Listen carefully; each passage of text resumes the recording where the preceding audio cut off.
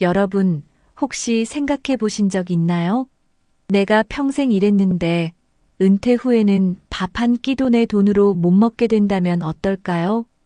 이게 정말 내 이야기일 수 있다면 얼마나 두렵겠습니까? 얼마 전 충청도에 살던 58세 남성 김성호 씨가 있었습니다. 30년 넘게 한 공장에서 일하다 명예퇴직을 했지만 생활비와 병원비가 동시에 덮치면서 결국 매달 자녀에게 손을 벌려야 했습니다. 하지만 자녀들 역시 학자금 대출과 생활비로 빠듯하다 보니 도와줄 여력이 없었다고 합니다. 결국 김 씨는 한 달에 몇 번씩 무료급식소줄에 서야 했고 지갑 속엔 10,000원짜리 한 장 없는 날이 점점 늘어갔습니다. 여러분, 남의 얘기 같으신가요? 지금 대한민국의 절반 가까운 노인이 빈곤이라는 단어와 싸우고 있습니다. 더 끔찍한 건 평균 수명은 길어지는데 소득은 점점 줄어든다는 현실이죠. 준비 없는 노후는 결국 고립과 파산으로 이어집니다. 하지만 아직 늦지 않았습니다. 이 영상을 끝까지 보신다면 노후 파산을 막고 남은 인생을 지켜낼 단 하나의 방법을 반드시 발견하시게 될 겁니다. 본격적인 영상 시작 전에 구독과 좋아요는 영상 제작에 정말로 큰 힘이 됩니다. 또한 오늘의 영상에는 위에 말씀드린 내용과 관련된 대한민국에서 일어나고 있는 비참한 사례 한 가지와 그와 반대되는 사례를 소개해드리겠습니다. 여러분들이 다 들어보시고 어느 쪽이 내가 원하는 노후의 인생인지 생각해 보시는 시간이 되시기 바라겠습니다. 경기도 안산의 한 작은 아파트 단지. 1959년생 박도현 씨는 제조업 생산팀에서만 35해를 일한 사람입니다. 매일 새벽 5시 반이면 낡은 작업복을 입고 출근하던 그는 기계 돌아가는 소리와 함께 살아온 전형적인 산업화 세대였습니다. 가족은 아내와 아들, 딸. 아내는 평생 살림만 맡았고 아들은 군 복무를 마치고 취업 준비 중, 딸은 대학을 졸업했지만 비정규직을 전전하고 있었습니다. 퇴직을 앞두고는 이제는 조금 여유 있게 살아도 되겠다는 생각을 했습니다. 회사에서 받은 퇴직금은 약 1억 4천만 원. 이 정도면 노후 준비가 부족해도 아내랑 밥은 굶지 않겠지. 박 씨는 그렇게 믿고 있었습니다. 하지만 그 믿음은 오래가지 않았습니다. 퇴직 직후 그는 평생의 작업복을 벗어던지고 처음으로 긴 시간을 집에서 보냈습니다. 하지만 며칠이 지나자 이상한 공허감이 찾아왔습니다. 내가 이제 어디에도 필요 없는 사람인가? 낡은 작업복은 베란다 구석에 그대로 걸려 있었는데 그 옷만 보면 여전히 공장으로 달려가야 할 것 같은 착각이 들곤 했습니다. 문제는 돈이었습니다. 퇴직금은 목돈 같아 보였지만 실제로는 쓰임새가 끝도 없었습니다. 우선 아들 결혼 자금을 조금 보태주었고 딸이 학자금 대출을 갚아야 한다고 해서 몇 천만 원이 나갔습니다. 게다가 고물가 시대의 생활비는 눈덩이처럼 불어났습니다. 2025년 현재 내 식구의 월 평균 지출은 150만 원을 훌쩍 넘었습니다. 전기가스 요금은 지난해보다 2배 가까이 올랐고 식료품 가격도 서민들의 숨통을 조이고 있었습니다.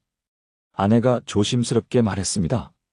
여보, 이제는 조금만 줄여 쓰자. 애들도 아직 자리 못 잡았는데. 그러나 박 씨는 고개를 끄덕이지 못했습니다. 자식들 앞에서는 아버지로서의 체면을 지키고 싶었기 때문입니다. 퇴직 후 1년이 지나자 상황은 더 심각해졌습니다. 아들이 취업에 실패해 다시 집으로 돌아왔고 딸은 비정규직 계약이 끊겨 무직 상태가 되었습니다. 그때부터 집안 공기는 무겁게 가라앉았습니다. 하루 종일 집에 있는 가족들, 늘어나는 지출, 줄어드는 통장 잔고. 박 씨는 매일 밤 전등을 끄고 부엌 탁자에 앉아 계산기를 두드리며 한숨을 쉬었습니다. 그의 손가락은 늘 베란다에 걸린 낡은 작업복으로 향했습니다. 그 옷만 다시 입으면 돈을 벌 수 있을까? 그러나 현실은 그를 받아주지 않았습니다. 나이 60을 앞둔 남자를 정규직으로 쓰려는 제조업체는 없었습니다. 위기는 의료비에서 터졌습니다. 평생 담배와 술을 달고 살던 탓에 고혈압과 당뇨가 한꺼번에 찾아왔습니다. 병원에서는 꾸준한 약 복용과 식이요법을 권했습니다. 매달 약값이 최소 10만 원 이상 나올 겁니다. 의사의 말은 청천벽력이었습니다. 박 씨는 집에 돌아와 아내에게 중얼거렸습니다. 내가 돈을 벌어와야 하는데 이제는 내 몸이 문제네. 아내는 대답하지 않았습니다. 대신 구석에 걸린 낡은 작업복을 바라보며 눈시울을 붉혔습니다. 그러던 어느 날 아들이 식탁에 앉아 조심스레 입을 열었습니다. 아버지, 혹시 퇴직금 남은 거 없어요? 취업이 잘 안 돼서 학원이라도 다녀야 할 것 같아서요. 박 씨는 대답하지 못했습니다. 통장에 남은 돈은 이미 1,000만 원도 되지 않았습니다. 그마저도 관리비와 생활비로 몇 달 버티면 사라질 액수였습니다. 낡은 작업복은 여전히 베란다 구석에 걸려 있었고 박 씨는 그 앞에 서서 몇 번이나 손끝으로 만졌다가 다시 내려놓기를 반복했습니다. 저 옷을 입고 다시 공장으로 들어갈 수만 있다면. 하지만 세상은 이미 그를 필요로 하지 않았습니다. 집안의 갈등은 점점 커졌습니다. 아들은 아버지를 원망했고 딸은 눈치를 보며 방에서 나오지 않았습니다. 아내는 생활비를 줄이겠다며 매일 반찬수를 하나씩 줄였습니다. 이제 김치만 있어도 돼? 아내가 웃으며 말했지만 그 웃음 뒤에는 눈물이 고여 있었습니다. 박 씨는 어느 날 밤 술에 취해 아내에게 말했습니다. 내가 평생 공장에서 뼈 빠지게 일했는데 결국 남은 건 이 낡은 작업복뿐이네. 아내는 대답 대신 그의 손을 꼭 잡았습니다. 하지만 그 손끝은 떨리고 있었습니다. 그렇게 박도현 씨의 삶은 조금씩 기울고 있었습니다. 퇴직 후의 여유는커녕 매일이 불안과 후회의 연속이었습니다. 그리고 그는 아직 모릅니다. 이 위기가 이제 막 시작이라는 사실을. 2025년 봄, 박도현 씨는 결국 병원에 입원하게 되었습니다.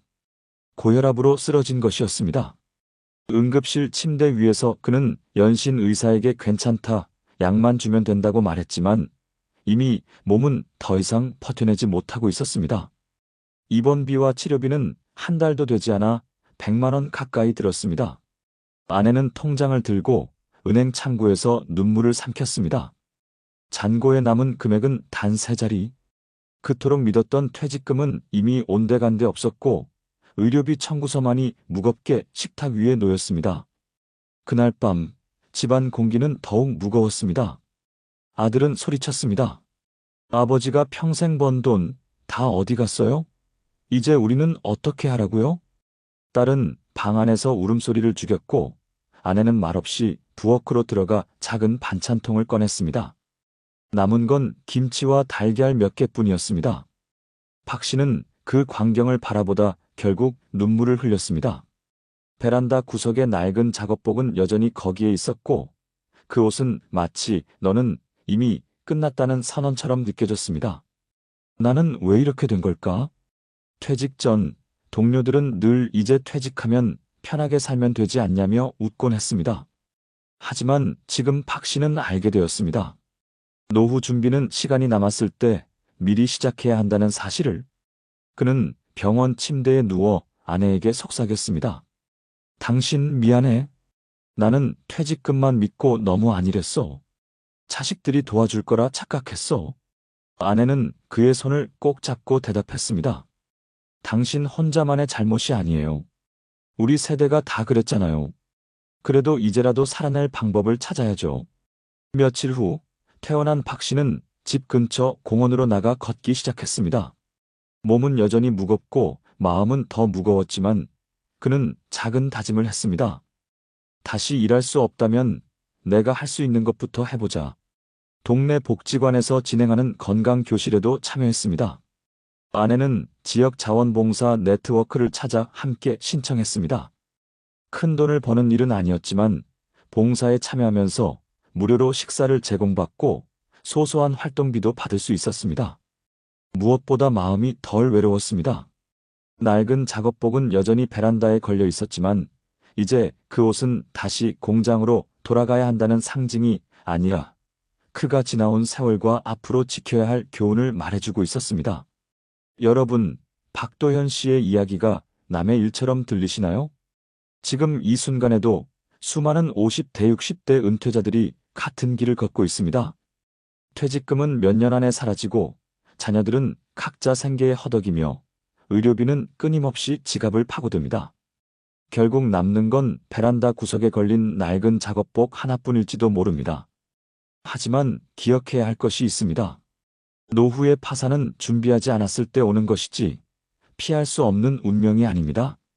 작은 습관을 바꾸고 건강을 지키고 재정을 미리 분산해 두는 것. 그리고 자녀가 아닌 스스로의 힘으로 살 수 있는 준비를 하는 것. 그것이 바로 우리 세대가 할 수 있는 유일한 해답입니다. 내가 저 사람처럼 되지 않으려면 지금부터라도 시작해야 한다. 이 생각이 드셨다면 오늘이 바로 행동할 가장 빠른 날입니다. 여러분 어떠시나요? 위의 사례는 정말 비참하고 서글픈 인생 아닌가요? 하지만 지금부터 소개해드리는 사례는 정반대의 선택으로 행복한 노후를 보내고 있는 분을 소개해드리겠습니다. 주인공은 서울 도봉구에 사는 1958년생 최강수 씨입니다. 그는 대기업 전자부품 공장에서 생산관리 부장으로 근무하다가 62 되던 해 정년퇴직을 맞았습니다. 그가 받은 퇴직금은 약 1억 6천만 원. 그 외에도 국민연금과 개인연금을 합쳐 매달 약 250만 원 가까운 안정적인 현금 흐름을 확보하고 있었습니다. 겉으로만 보면 그 역시 평범한 직장인이었지만 그의 삶을 특별하게 만든 건 젊은 시절부터 이어온 철저한 습관이었습니다. 남들처럼 눈앞의 소비에만 매달리면 내 노후는 스스로 무너진다. 최 씨는 늘 이렇게 말하며 작은 돈이라도 저축했고 40대 중반부터는 노후 대비 강의를 들으며 꾸준히 준비를 했습니다. 그런데 준비가 잘 되어 있다고 해서 그의 인생에 위기가 없었던 건 아니었습니다. 퇴직 직전 아들이 결혼을 앞두고 집 문제로 고민을 털어놓았습니다. 아버지, 요즘 전셋값이 너무 올라서 감당이 안 돼요. 혹시 도와주실 수 있을까요? 순간 최 씨는 흔들렸습니다. 통장에는 퇴직금과 그간 모아둔 돈이 있었고 손주를 보게 될 생각에 마음이 약해졌던 겁니다. 하지만 그는 곧 결심을 굳혔습니다. 아내와 긴 대화를 나눈 뒤였습니다. 우리가 아들에게 집을 다 해줄 수는 없어. 대신 기본만 도와주고 나머지는 본인이 해결하도록 해야지. 그래야 우리도 무너지지 않아. 결국 최 씨 부부는 아들에게 약속했습니다. 아버지, 어머니가 전세자금 일부는 지원해 줄게. 하지만 그 이상은 내 몫이야. 우리 노후 자금은 지켜야 해. 아들은 처음엔 섭섭해했지만 시간이 지나면서 스스로 돈을 모으고 대출을 관리하는 습관을 들이게 되었습니다. 또 하나의 위기는 건강 문제에서 찾아왔습니다. 퇴직 몇 해 전 정기검진에서 고혈압 초기 진단을 받았던 최 씨는 의사의 말을 떠올렸습니다. 생활 습관을 바꾸지 않으면 약값이 평생 들어갑니다. 식단과 운동을 지금부터 관리하세요. 그때부터 그는 출근 전마다 새벽 공원을 걸었고 점심에는 기름진 음식을 피했습니다. 직장 동료들이 회식 자리에서 술을 권할 때면 늘 웃으며 이렇게 말하곤 했습니다. 나 이제는 내 노후랑 거래하고 있어. 미안하지만 술은 안 할래. 처음엔 동료들이 쪼잔하다며 농담을 했지만 몇 년 뒤 그들 중 절반은 병원에 드나들며 약을 손에 달고 살게 되었고 최 씨는 여전히 건강검진에서 큰 문제 없음 판정을 받을 수 있었습니다. 그러나 가장 큰 시험대는 은퇴 직후 찾아왔습니다. 갑자기 찾아온 공허감이었습니다. 수십 년 동안 매일 공장에 출근하며 살아온 사람이 하루아침에 할 일이 사라지니 머릿속이 텅 비어버린 듯 했습니다. 아내가 어느 날 이렇게 물었습니다. 여보, 이제 하루 종일 집에만 있으면 답답하지 않아? 뭘 하고 싶으세요? 최 씨는 대답 대신 베란다 한쪽에 걸려있는 낡은 작업복을 꺼내 들었습니다. 이 옷 덕분에 우리가 살았지. 하지만 이제는 벗어야지. 대신 다른 옷을 입고 살아야 해. 그날 이후 그는 동네 복지관의 시니어 봉사단에 가입했습니다. 아이들 공부를 도와주고 동년배 노인들과 함께 체조를 하며 시간을 보냈습니다. 경제적인 준비와 함께 마음의 준비도 해온 덕분이었습니다. 그럼에도 불구하고 노후의 불안은 가끔씩 고개를 들었습니다. TV에서는 연일 고령 빈곤, 의료비 폭탄 같은 뉴스가 쏟아졌고 주변 친구들 중 몇몇은 퇴직 후 창업에 실패해 하루아침에 전 재산을 잃기도 했습니다. 그럴 때마다 아내와 그는 이렇게 다짐했습니다. 우리는 절대 무리하지 말자. 작은 행복에 만족하면서 우리가 지켜온 걸 끝까지 지켜내자. 박도현 씨와 달리 최강수 씨의 이야기는 퇴직금과 연금을 지켜내고 가족과의 경계를 지킨 선택이 어떤 차이를 만들어내는지를 보여줍니다. 하지만 그의 진짜 이야기는 아직 끝나지 않았습니다. 그의 노후는 앞으로 더 많은 시험대와 선택 앞에 놓이게 될 것입니다. 은퇴 후 몇 년이 지난 어느 겨울, 최강수 씨의 가정에도 위기가 찾아왔습니다. 아내가 건강검진에서 갑작스럽게 초기 위암 판정을 받은 것입니다. 순간 머리가 하얘졌습니다. 이제까지 지켜온 게 다 무너지는 건 아닐까? 수술비와 치료비는 예상보다 컸습니다. 항암 치료와 회복 과정에서 들어가는 비용까지 합치니 몇 천만 원 단위로 돈이 필요했습니다. 그때 아들이 조심스럽게 말했습니다. 아버지, 걱정 마세요. 저희도 준비해둔 게 있어요. 우리도 이제 부모님을 도와야죠. 최 씨는 그 말을 들으며 가슴이 뭉클했습니다. 젊을 때 무리해서 자녀에게 다 퍼주지 않고 자녀 스스로 서게끔 한 결정이 바로 이런 순간 빛을 발한 것입니다. 치료비의 절반 이상은 본인들이 감당했고 나머지는 그가 지켜온 노후 자금과 보험에서 충당할 수 있었습니다. 그 과정은 힘들었지만 한 가지 분명한 사실을 확인했습니다. 준비가 되어 있으면 위기 속에서도 주저앉지 않는다. 아내는 수술을 잘 마쳤고 몇 달간의 회복 끝에 다시 건강을 되찾았습니다. 그 뒤로 부부의 삶은 이전보다 훨씬 단단해졌습니다. 아내가 말했습니다. 여보, 내가 병원에 누워있을 때마다 느꼈어요. 당신이 준비 안 했더라면 우린 이미 무너졌을 거예요. 고마워요. 최 씨는 고개를 저으며 대답했습니다. 아니야. 우리 둘이 함께 버텼으니까 가능한 거지. 은퇴 후 맞이한 공허감은 이제 사라지고 하루하루가 의미 있는 시간으로 채워졌습니다. 아침마다 부부는 함께 산책을 하고 주말이면 손주들과 시간을 보냈습니다.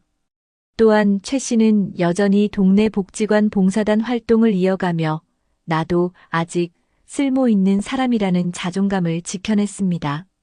낡은 작업복은 여전히 베란다 구석에 걸려 있었지만 이젠 고통의 상징이 아니라 내가 여기까지 올 수 있었던 이유를 상기시키는 소중한 기억이 되었습니다. 여러분, 이 이야기가 남의 일처럼 들리시나요? 박도현 씨의 사례처럼 노후 준비를 미루면 하루아침에 파산과 고통으로 이어질 수 있습니다. 하지만 최강수 씨처럼 젊을 때부터 조금씩 준비하고 자녀에게 모든 것을 퍼주지 않고 건강과 재정을 스스로 지켜낸다면 노후는 전혀 다른 얼굴을 보여줄 수 있습니다. 2025년 대한민국의 현실은 고물가, 고령화, 의료비 증가라는 삼중고 속에서 누구도 안심할 수 없습니다. 그러나 나는 괜찮겠지라는 막연한 기대 대신 오늘부터 작은 준비를 시작하는 것이 결국 우리를 지켜줍니다. 여러분, 지금 베란다 구석에 걸려있는 낡은 작업복을 떠올려 보시겠습니까? 그 옷이 과거의 후회와 눈물이 될지 아니면 오늘의 준비와 내일의 희망을 상징할지는 바로 우리의 선택에 달려 있습니다. 여러분의 노후는 지금의 선택으로 완전히 달라질 수 있습니다. 여러분, 방금 들으신 두 사람의 이야기를 더 깊이 이해하기 위해서는 실제 통계와 연구 자료를 살펴볼 필요가 있습니다. 먼저 대한민국의 현실부터 말씀드리겠습니다. 통계청이 발표한 2024년 고령층 조사에 따르면 우리나라 65세 이상 노인의 상대적 빈곤율은 약 40%로 OECD 평균의 3배에 달합니다. 다시 말해 10명 중 4명이 최소한의 생활조차 유지하기 힘든 상태에 놓여 있다는 것입니다. 국민연금연구원 보고서에 따르면 퇴직자의 절반 이상이 퇴직금 수령 후 5년 이내에 목돈을 대부분 소진하며 그중 상당수가 자녀 지원이나 무리한 창업으로 인해 노후 자금이 빠르게 고갈된다고 합니다. 박도현 씨 사례처럼 퇴직금 일부를 자녀에게 지원하거나 준비되지 않은 상태에서 생활비로만 쓰게 되면 금세 통장 잔고가 바닥나는 것이 바로 이 수치로 드러나는 현실입니다. 또 다른 자료를 보면 보건복지부가 2023년에 실시한 노인 실태조사에 따르면 노인의 월 평균 생활비 지출은 약 154만 원으로 조사되었는데 같은 연령대에서 실제로 확보할 수 있는 평균 소득은 110만 원 정도에 불과했습니다. 즉, 매달 약 40만 원 이상이 부족한 상태로 살아간다는 것이죠. 이 때문에 많은 노인들이 저축을 까먹거나 빚을 지게 되는 악순환에 빠지고 있습니다. 여기서 주목할 점은 의료비 부담입니다. 국민건강보험공단의 2024년 자료에 따르면 65세 이상 노인의 연평균 진료비는 약 600만 원으로 전체 평균의 2배 이상입니다. 은퇴 후 건강이 악화되면 의료비가 퇴직금 소진 속도를 가속화하는 가장 큰 원인이 됩니다. 실제로 고령층 가계에서 의료비 지출이 전체 소비의 20%를 차지한다는 연구 결과도 있습니다. 박도현 씨가 약값과 병원비 때문에 더 빨리 무너졌던 배경에는 바로 이 구조적인 현실이 깔려 있는 것입니다. 그렇다면 해외는 어떨까요? OECD 보고서에 따르면 한국은 회원국 중 노인 빈곤율 1위를 기록하고 있으며 일본이나 독일의 빈곤율은 20%대, 프랑스는 10% 미만이라는 점에서 큰 차이를 보입니다. WHO가 발표한 2023년 헬시 AGEING 리포트에서는 노후 생활의 질을 좌우하는 가장 큰 요소가 건강관리와 재정적 독립이라고 강조합니다.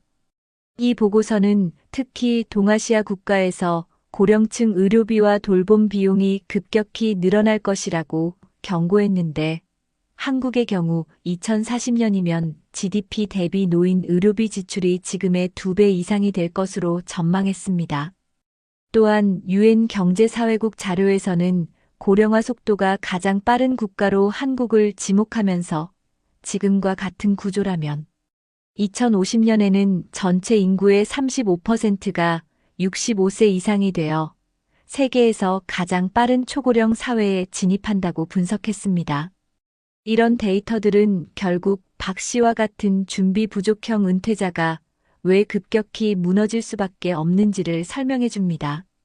반대로 최강수 씨처럼 사전에 연금, 저축, 건강관리 그리고 자녀와의 재정적 경계를 철저히 세워둔 사람들은 통계적으로 훨씬 안정된 삶을 누릴 가능성이 큽니다. 실제로 국민연금연구원의 고령층 자산 형성과 활용 연구에서는 은퇴 전에 개인연금이나 퇴직연금을 꾸준히 납입한 가구의 노후 파산 위험이 30% 이상 낮아지는 것으로 나타났습니다. 해외 논문에서도 유사한 결론이 확인되는데 예를 들어 저널 오브 에이징 앤드 소셜 팔러시에 실린 2022년 연구에서는 노후 자산, 분산 투자와 사회적 관계망 유지가 빈곤 위험을 효과적으로 줄인다고 강조했습니다. 즉, 재정적 독립뿐 아니라 지역사회 활동, 건강 유지가 모두 중요한 변수가 된다는 겁니다. 여러분, 결국 통계와 연구가 우리에게 알려주는 메시지는 단순합니다. 준비한 자와 그렇지 않은 자의 삶은 은퇴 후 몇 년 사이에 완전히 달라집니다. 퇴직금을 지켜내고 의료비와 생활비를 고려한 현실적인 계획을 세운 사람은 위기 속에서도 버틸 수 있지만 그렇지 않은 사람은 순식간에 나락으로 떨어질 수 있습니다. 한국 사회 전체의 흐름이 그렇고 국제 연구에서도 같은 결과를 보여주고 있습니다. 그러니 지금 우리가 들은 두 사례는 결코 특별한 이야기가 아닙니다. 오늘 통계가 말해주는 것처럼 여러분의 삶에도 똑같이 찾아올 수 있는 현실이라는 것입니다. 여러분, 그렇다면 이런 문제를 어떻게 해결할 수 있을까요? 전문가들은 공통적으로 말합니다. 은퇴 후에 파산을 막기 위해서는 개인의 노력만으로는 부족하고 제도적 안전망과 지역사회 지원이 함께 가야 한다는 겁니다. 먼저 대한민국 정부 차원에서 시행 중인 제도들을 살펴보면 보건복지부는 2025년 현재 노후소득 보장 사중 안전망을 강화하고 있습니다. 국민연금, 기초연금, 퇴직연금, 그리고 주택연금이 그것입니다. 기초연금은 소득 하위 70% 노인에게 월 최대 40만 원 가까이 지급되는데 이것만으로는 생활이 부족하지만 최소한의 버팀목 역할을 하고 있죠. 여기에 더해 국민연금공단은 찾아가는 연금 상담 서비스를 운영해 본인 상황에 맞는 연금 수령 방법과 세금 절감을 돕고 있습니다. 각 지자체에서도 다양한 정책을 내놓고 있는데 서울시는 어르신 돌봄 SOS 센터를 통해 긴급 돌봄, 식사 지원 병원 동행 서비스를 제공하고 있고 경기도는 경기도형 기본소득형 국민연금 지원 사업을 시범 운영하여 장기간 보험료를 내기 힘든 저소득층 중장년층에게 추가 지원금을 보태주고 있습니다. 또 광주광역시는 광주형 노인 일자리 사업을 통해 65세 이상 노인들에게 공공형 사회 서비스형 일자리를 제공하며 월 평균 30만 원에서 60만 원까지 추가 소득을 보장하고 있습니다. 실제로 북구청에서는 홀로 사는 어르신들을 위해 건강꾸러미 배달 서비스와 찾아가는 의료버스를 운영해 생활비와 의료비 부담을 줄여주고 있죠. 이런 구체적인 제도들은 박도현 씨처럼 준비 없이 은퇴한 분들에게 안전망이 되어주고 동시에 최강수 씨처럼 미리 준비한 분들에게도 생활의 불안을 줄여줍니다. 해외 사례도 살펴볼까요? 일본은 이미 우리보다 먼저 초고령 사회를 경험하면서 개호보험 제도를 도입했습니다. 일정 연령이 되면 모두가 의무적으로 보험료를 내고 필요할 때 돌봄 서비스를 국가가 보장해주는 제도입니다. 우리나라의 장기요양보험이 일본을 모델로 삼았지만 일본은 서비스 범위가 더 넓고 간병 비용 부담을 크게 줄여주는 특징이 있습니다. 독일은 세대 간 연대 연금 제도를 강화하고 있습니다. 현역 세대가 낸 보험료가 곧바로 노인 세대로 전달되는 구조인데 저출산 문제가 심각해지자 독일 정부는 이민자 고용 확대와 함께 기업 의무 부담금을 높여 제도를 보완하고 있습니다. 또 스웨덴은 프리미엄 펀드제를 운영해 국민연금 일부를 국가가 직접 투자의 수익을 돌려줌으로써 안정성과 수익성을 동시에 추구합니다. 전문가들은 한국도 이런 해외 제도를 참고해 장기요양보험의 범위를 확대하고 연금 자산을 더 다양하게 운용하며 세대 간 재정 부담을 공정하게 조정해야 한다고 조언합니다. 개인이 할 수 있는 실질적 행동도 있습니다. 첫째, 지금부터라도 생활비 구조 조정을 해두는 겁니다. 통계청 자료에 따르면 고령 가계의 소비 지출 중 식료품과 의료비 비중이 45% 이상을 차지합니다. 따라서 지출을 기록하고 불필요한 항목을 줄이는 습관은 반드시 필요합니다. 둘째, 지자체 프로그램을 적극 활용하세요. 복지관 건강검진, 노인 일자리 사업, 주택연금 상담 등은 대부분 무료이거나 저렴한 비용으로 제공됩니다. 셋째, 자녀와 재정 경계를 분명히 세우는 대화가 필요합니다. 도와줄 수 있는 건 여기까지라고 선을 긋는 것이 오히려 관계를 건강하게 만들고 본인의 노후를 지켜냅니다. 마지막으로 건강은 곧 자산입니다. WHO는 65세 이후 삶의 질을 좌우하는 요소 중 50% 이상이 건강 상태라고 분석했는데, 실제로 국내 연구에서도 꾸준히 운동하는 노인은 그렇지 않은 노인보다 의료비 지출이 연간 평균 30% 이상 적다는 결과가 나왔습니다. 여러분, 결국 해답은 멀리 있지 않습니다. 국가와 지자체가 제공하는 안전망을 적극적으로 활용하면서 스스로는 생활 습관과 재정을 관리하고 해외 사례처럼 사회 전체가 세대 간 연대를 강화해 나가야 합니다. 지금 당장 할 수 있는 작은 준비가 몇 년 뒤 여러분의 삶을 완전히 바꾸어 놓을 수 있습니다. 남의 이야기가 아니라 바로 우리의 현실이라는 점을 잊지 마시고 오늘부터라도 한 걸음 내디디시길 바랍니다. 낡은 작업복 하나, 그 속엔 흘린 땀과 눈물이 묻어 있습니다. 한 번은 후회의 상징이 되고 또 한 번은 희망의 증거가 됩니다. 같은 세월을 걸어도 어떻게 살아내느냐에 따라 우리의 노후는 전혀 다른 얼굴을 합니다. 여러분, 오늘 우리가 들은 두 사람의 이야기를 기억하시나요? 한쪽에는 퇴직금을 모두 탕진하고 병원비 앞에서 무너진 박도현 씨가 있었습니다. 가족 앞에서 미안하다는 말밖에 할 수 없었던 그의 모습은 누구라도 가슴 깊이 아프게 다가옵니다. 낡은 작업복은 그에게 끝났다는 절망의 상징이었죠. 그러나 반대편에는 전혀 다른 길을 걸은 최강수 씨가 있었습니다. 퇴직 전부터 조금씩 준비하며 자녀에게 모든 것을 쏟아붓지 않고 자기 삶을 지키며 살아온 사람. 그의 집안에 위기가 찾아왔을 때도 그는 무너지지 않았습니다.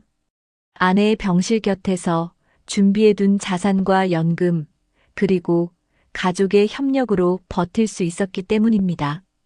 그에게 낡은 작업복은 내가 지켜낸 삶을 증명하는 상징으로 남았습니다. 두 사람은 같은 시대를 살았습니다. 같은 나이, 같은 세월, 같은 경제 위기를 겪었지만 결과는 이렇게 달랐습니다.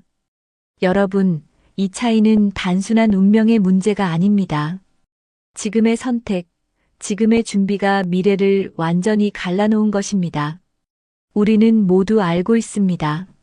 언젠가는 은퇴한다는 사실을요. 그리고 그 은퇴 뒤에는 길고도 무거운 노후가 기다리고 있습니다. 그때를 준비하지 않은 사람은 박 씨처럼 하루아침에 무너질 수 있습니다. 하지만 지금부터라도 작은 발걸음을 옮긴다면 우리는 최 씨처럼 당당하고 따뜻한 노후를 맞이할 수 있습니다. 여러분, 우리의 노후는 자식에게 맡길 수 없습니다. 국가나 회사가 대신 살아주지도 않습니다. 오직 나의 선택, 나의 준비만이 내 삶을 지켜줍니다. 지금 손에 쥔 작은 저축, 꾸준한 건강관리, 그리고 가족과의 솔직한 대화. 이 작은 습관들이 쌓여서 미래의 나를 지켜주는 단단한 울타리가 될 것입니다. 생각해 보세요. 오늘 저녁 베란다 구석에 걸려있는 여러분의 낡은 작업복은 어떤 의미일까요? 그것이 후회와 눈물의 상징이 될까요? 아니면 살아온 세월을 지켜낸 희망의 증거가 될까요? 선택은 지금 우리의 손에 달려 있습니다. 지금 당장은 늦었다고 생각해도 오늘이 앞으로의 삶에서 가장 빠른 시작일 수 있습니다. 작은 준비, 작은 다짐이 내일의 눈물을 웃음으로 바꿔줄 수 있습니다. 여러분, 우리 함께 노력합시다. 비참한 노후가 아니라 당당하고 존엄한 노후를 맞이하기 위해 자녀에게 짐이 되는 인생이 아니라 함께 웃을 수 있는 인생을 살기 위해 후회로 남는 삶이 아니라 감사로 가득한 삶을 마주하기 위해 낡은 작업복은 여전히 우리 곁에 있습니다. 그러나 그것이 상징하는 미래는 오늘 우리의 선택으로 달라질 수 있습니다. 여러분, 지금부터라도 시작해 주십시오. 당신의 노후는 아직 늦지 않았습니다. 그리고 그 길은 반드시 더 따뜻하고 행복한 내일로 이어질 것입니다. 여러분, 혹시 이런 걱정해 보신 적 있으신가요? 부모님의 장례를 치러야 할 순간이 갑자기 닥쳤는데 빈소 비용과 조의금, 손님 접대까지 감당해야 한다면 어떨까요? 최근 뉴스에서도 평균 장례비가 1,000만 원을 훌쩍 넘고 조의금과 사람 관리로 지친 가족들이 결국 무빈소 장례를 선택하는 사례가 늘고 있다고 합니다. 내가 그 상황이라면 과연 감당할 수 있을까? 라는 두려움, 남의 이야기가 아닙니다. 이미 많은 50대, 60대가 이 문제 앞에서 무너지고 있어요. 그런데도 여전히 전통만을 지켜야 한다고 믿으시나요? 오늘 영상 끝까지 보신다면 불필요한 고통을 줄이고 가족에게 진짜 필요한 선택이 무엇인지 깨닫게 되실 겁니다. 본격적인 영상 시작 전에 구독과 좋아요는 영상 제작에 정말로 큰 힘이 됩니다. 또한 오늘의 영상에는 위에 말씀드린 내용과 관련된 대한민국에서 일어나고 있는 비참한 사례 한 가지와 그와 반대되는 사례를 소개해드리겠습니다. 여러분들이 다 들어보시고 어느 쪽이 내가 원하는 노후의 인생인지 생각해 보시는 시간이 되시기 바라겠습니다. 서울 변두리 오래된 아파트 복도에 뒷굽이 심하게 닳아 삐걱거리는 검은색 구두 한 켤레가 놓여 있었다. 그 구두는 김상철 씨가 매일 출근길에 신던 것이었다. 그는 중소기업 인사팀 부장으로 30년 넘게 회사에서 사람을 관리했다. 퇴직 직전까지도 직원들 평가와 인사고과를 챙기며 늘 깔끔한 셔츠와 낡은 구두 차림으로 출근하던 모습이 아직도 가족들 기억 속에 생생하다. 아버지, 새 구두 하나 사셔야겠어요. 뒷굽이 다 닳아서 소리 나잖아요. 아들 민재가 그렇게 말할 때마다 그는 웃으며 대답했다. 괜찮아. 이 구두로 내 평생 버텼는데 끝까지 같이 가야지. 그런 말이 농담처럼 들렸지만 어느새 은퇴 나이가 되었고 회사는 더 이상 그를 필요로 하지 않았다. 퇴직금으로 받은 돈은 약 1억 5천만 원. 그 돈이 그의 마지막 자산이 될 줄은 가족 누구도 몰랐다. 문제는 갑작스럽게 찾아왔다.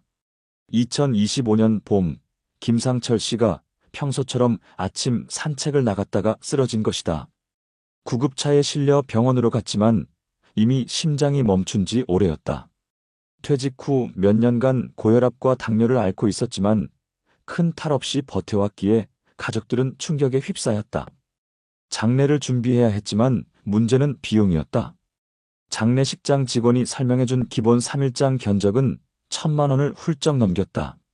빈소 대여비, 상차림, 조문객 접대까지 모두 합치면 상상 이상이었다. 어머니, 이거 우리가 감당할 수 있을까요? 아버지 퇴직금에서 남은 것도 많지 않잖아요. 딸 미영의 목소리는 떨렸다. 아들 민재도 손에 든 견적서를 보며 한숨을 내쉬었다. 조문객이 얼마나 올지도 모르는데 음식값만 해도 몇백만 원이래요. 회사 사람들, 친척들 다 챙기려면 빚까지 져야 해요. 가족들은 밤새 모여 앉아 고민했다. 어머니는 전통을 지켜야 한다고 주장했지만 자식들은 현실을 이야기할 수밖에 없었다. 최근 뉴스에서 무빈소 장례가 늘고 있다는 이야기를 떠올린 것도 그때였다. 엄마, 요즘은 빈소 차리지 않고 가족끼리만 모시는 경우도 많대요. 비용도 훨씬 줄고 괜히 체면 차리느라 지인들 불러서 고생 안 해도 되고요. 민재의 말에 어머니는 쉽게 대답하지 못했다. 그날 저녁 주방 식탁 위에는 아버지의 낡은 구두가 올려져 있었다. 구두 뒷굽은 완전히 닳아 금속이 드러나 있었고 가족들은 그 구두를 보며 말이 없었다. 이걸 보니 아버지는 끝까지 검소하게 사셨던 것 같네. 저 구두로 30년을 버티셨는데 우리가 이렇게 빚까지 져가며 장례를 치러야 하나 싶다. 딸 미영의 말에 모두 고개를 숙였다. 어머니는 여전히 망설였다. 그래도 아버지가 평생 일하며 맺은 인연들이 있는데 빈소를 안 차리면 섭섭해하지 않겠니? 민재가 조심스럽게 대답했다. 엄마, 요즘 사람들 다 형식적으로 다녀가잖아요. 조문보다 체면 차리는 게 더 많다잖아요. 아버지도 아마 소박하게 해달라고 하셨을 거예요. 가족은 무겁게 침묵했다. 그때 밖에서는 이웃 아주머니가 들려주는 이야기가 들려왔다. 아이고, 요즘 장례비가 너무 올라서 큰일이라니까. 우리 동네에서도 무빈소로 한 집이 있었는데 오히려 가족끼리 조용히 보내서 좋다고 하더라고. 그 말이 어머니 마음을 흔들었다. 하지만 결정은 여전히 쉽지 않았다. 사람들이 뭐라고 할까? 친척들한테 욕먹는 거 아냐? 어머니의 걱정은 단순한 비용 문제가 아니었다. 친척들이 몰려와서 왜 빈소도 안 차리느냐, 체면이 있지 않냐라고 말할 것이 눈에 선했기 때문이다. 그러나 현실은 냉혹했다. 민재의 직장은 이미 구조조정으로 불안했고 미영은 계약직으로 월급이 빠듯했다. 어머니도 국민연금으로 겨우 생활을 이어가고 있었다. 그런 상황에서 1,000만 원이 넘는 장례비는 감당하기 어려운 무게였다. 그날 밤 가족회의는 결국 결론을 내렸다. 아버지를 위한 길이 빚을 내서 체면 차리는 게 아닐 거야. 우리끼리 조용히 보내드리자. 낡은 구두가 놓인 식탁 위에서 가족들은 무빈소 장례를 선택하기로 했다. 결정을 내린 후에도 가족들의 마음은 복잡했다. 민재는 잠들기 전 혼잣말을 했다. 아버지, 우리가 제대로 모셔드리지 못하는 것 같아 죄송해요. 하지만 이게 우리가 할 수 있는 최선이에요. 그의 눈에는 눈물이 맺혔다. 그 순간 머릿속에는 장례식장에서 밤새 조문객을 맞이하며 쓰러지듯 앉아있을 가족의 모습이 떠올랐다. 그런 상황을 아버지가 원하지 않았을 거라 스스로를 다독였다. 하지만 어머니는 여전히 마음 한쪽이 무거웠다. 당신 이게 맞는 걸까? 사람들이 뭐라고 할까? 그녀는 거실에 놓인 구두를 보며 속으로만 중얼거렸다. 발인 날 아침, 서울의 작은 화장장에는 김상철 씨 가족만이 서 있었다. 빈소를 차리지 않았기에 문상객을 맞이하는 북적임도 검은 양복 차림의 친척 무리도 없었다. 오직 가족 셋만이 낡은 검은 구두를 든 채 조용히 고개를 숙였다. 어머니는 그 구두를 아버지의 관 옆에 올려놓으며 속삭였다. 당신, 이 구두만큼은 꼭 같이 가져가세요. 평생을 같이 한 발걸음이니까. 그 순간 눈물이 터졌다. 빈소가 없으니 화환도 없었고 음식 냄새도 없었지만 오히려 고인의 삶이 더 또렷하게 다가왔다. 그러나 장례 절차는 너무 빨리 흘러갔다.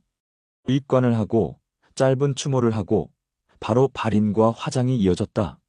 전통적으로 3일 동안 조문객을 맞이하고 밤새 빈소를 지키며 애도한다는 체면을 쌓던 장면은 없었다. 이게 너무 허무한 건 아닐까? 딸 미영은 화장장 앞 의자에 앉아 손을 떨며 말했다.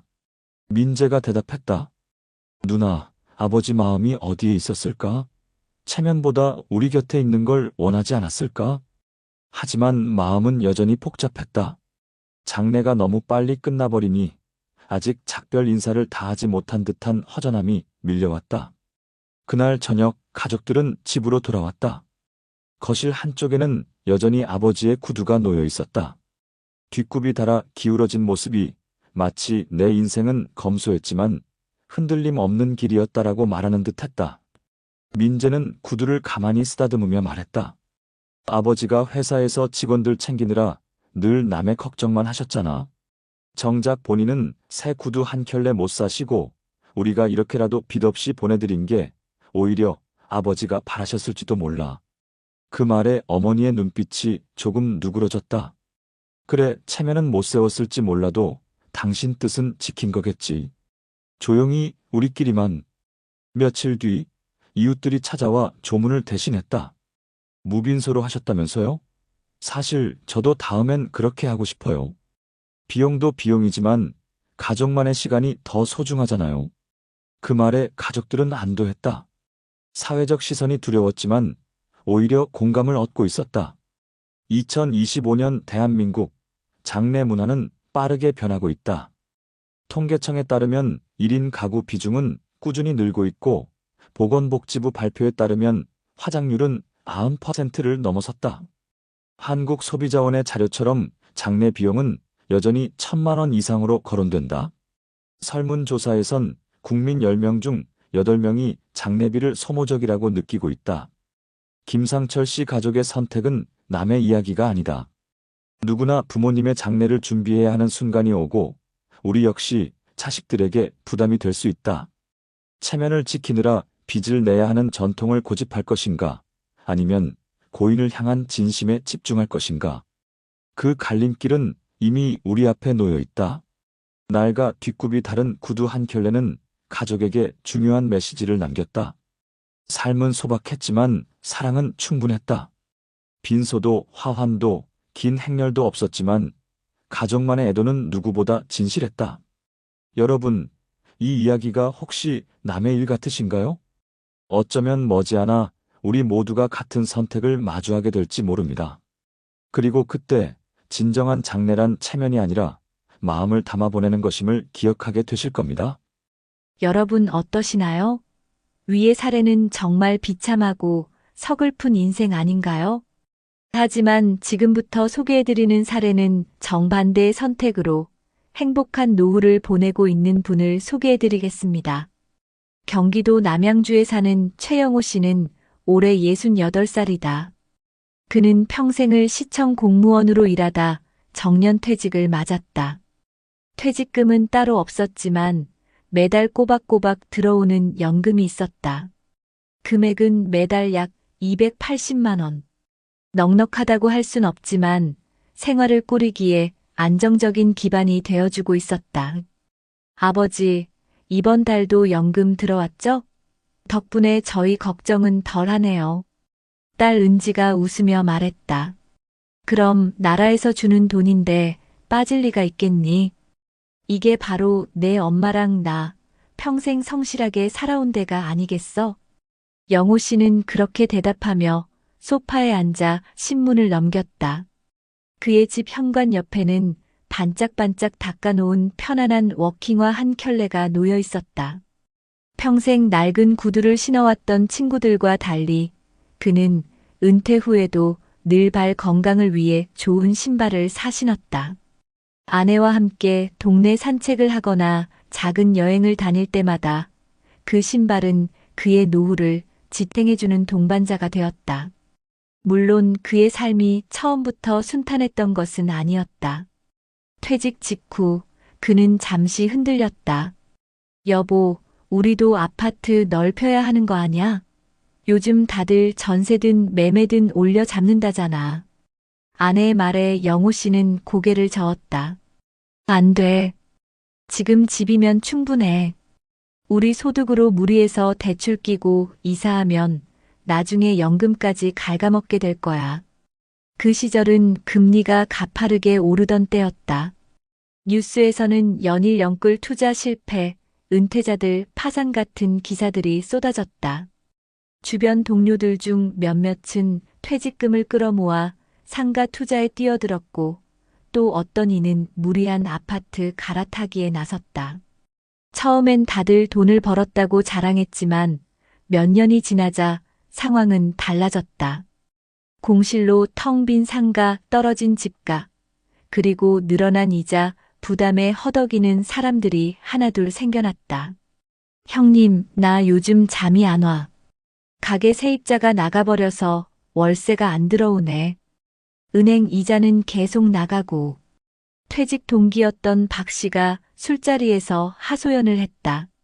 그 옆에서 영호 씨는 조용히 물컵을 들어 올렸다. 그래서 내가 그때 말렸잖아. 무리한 투자하지 말라고. 연금만 지켜도 충분히 산다고.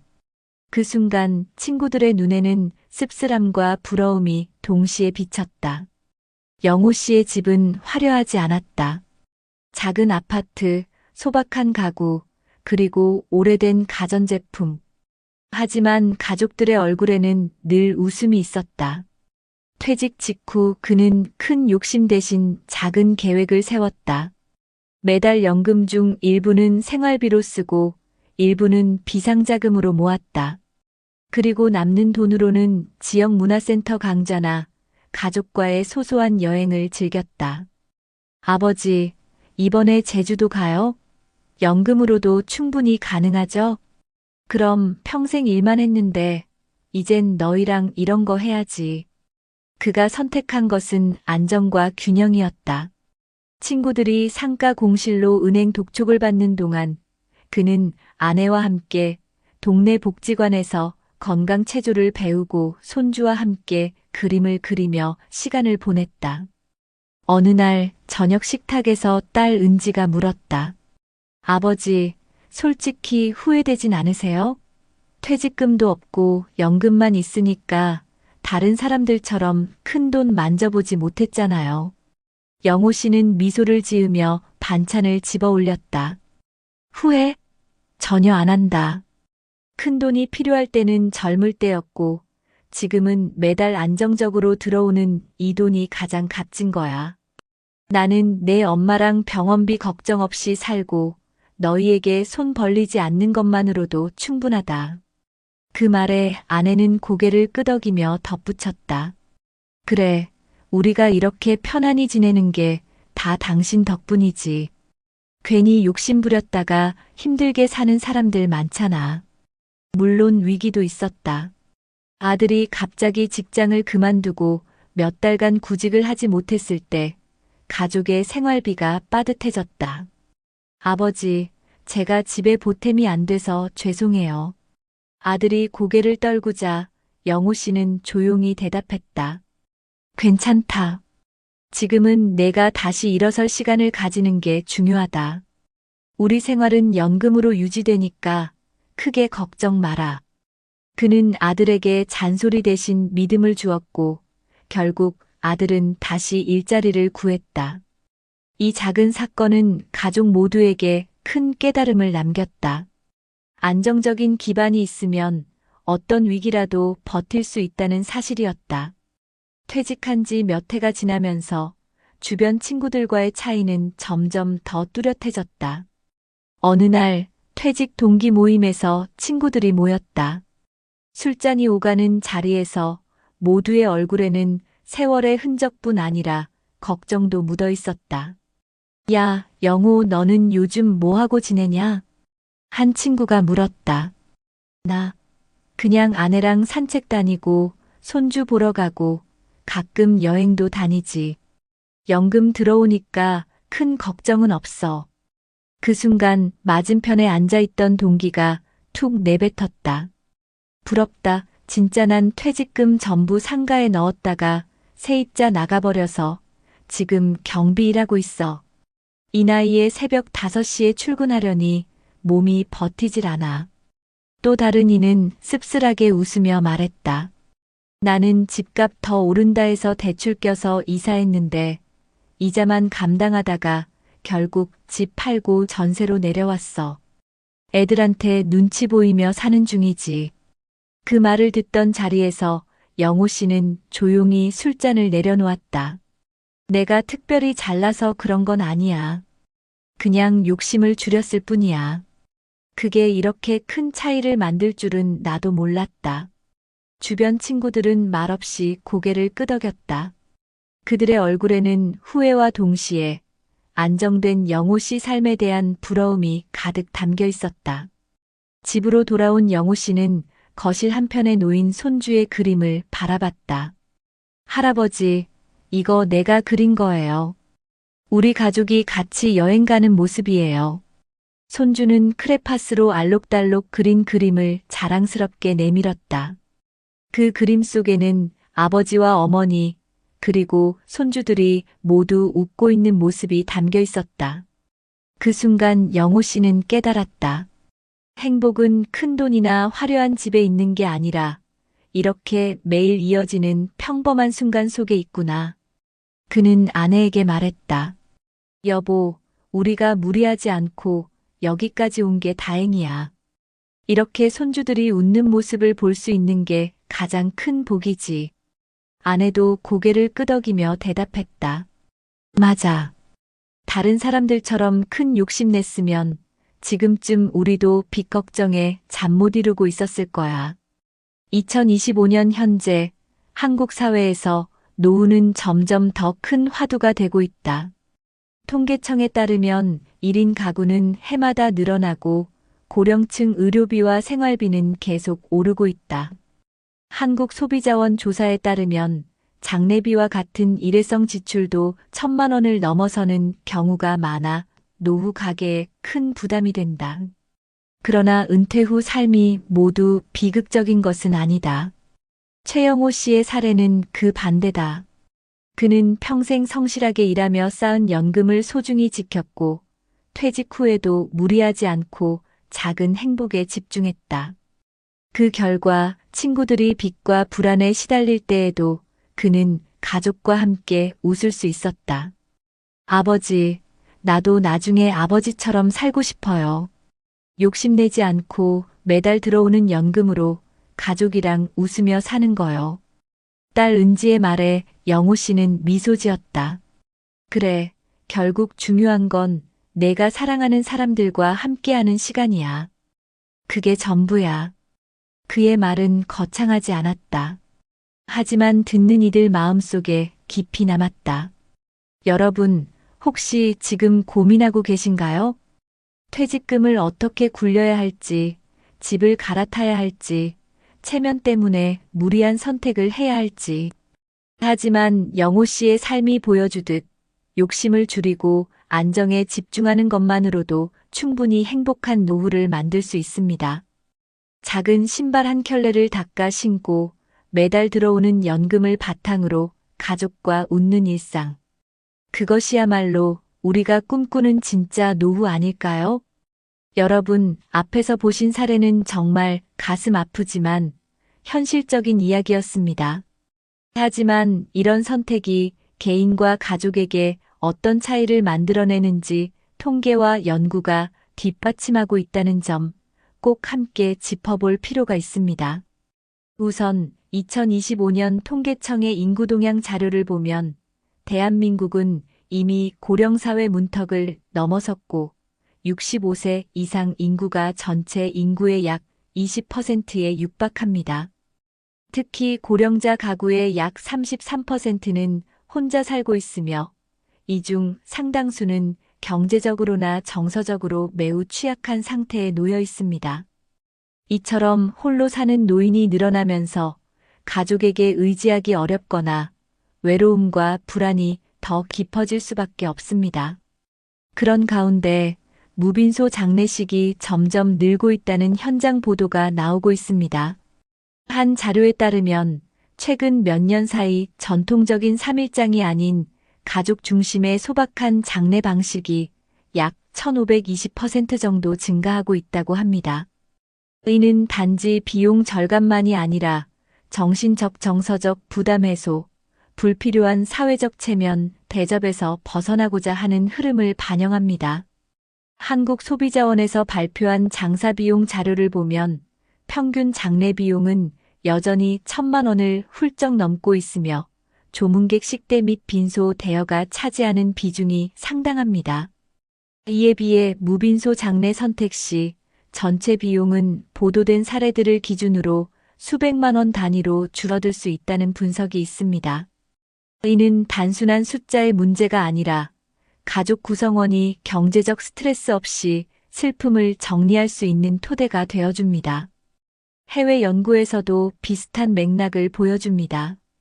예컨대 유럽 패널 데이터를 기반으로 한 연구는 은퇴 또는 고령기에 접어들어 사회적 접촉이 줄어드는 상황에서도 지속적인 가족 중심의 간소한 장례의식이나 작별 의례가 정서적 안정과 애도의 깊이를 높이는 데 중요하다라는 결론을 제시합니다. 또 다른 해외 연구에서는 화려한 장례보다 소박하고 진심 어린 의식일수록 사망자 유가족의 애도 회복이 더 빠르고 흔들림이 적다는 분석도 확인됩니다. 출처 마음건강연구지 및 복지정책 분석 쿼터리 등. 이는 한국 사회의 무빈소 장례 증가 흐름이 단지 경제 논리가 아니라 가족의 정서적 건강을 지키는 새로운 문화적 균형으로 발전할 수도 있음을 시사합니다.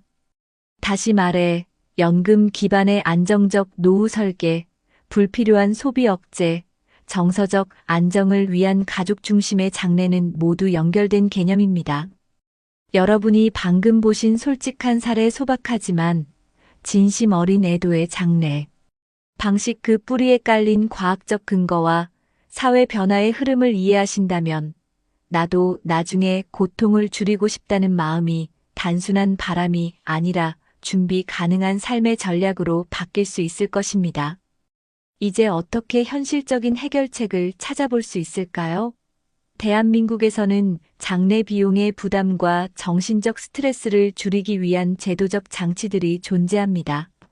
먼저 장사 등에 관한 법률에 따르면 국가와 지방자치단체는 화장, 문화 정착을 장려할 뿐 아니라 무연고자 등 장례를 치르기 어려운 주민을 위해 최소한의 장례식을 지원할 수 있는 예산을 지자체 조례로 마련할 수 있습니다.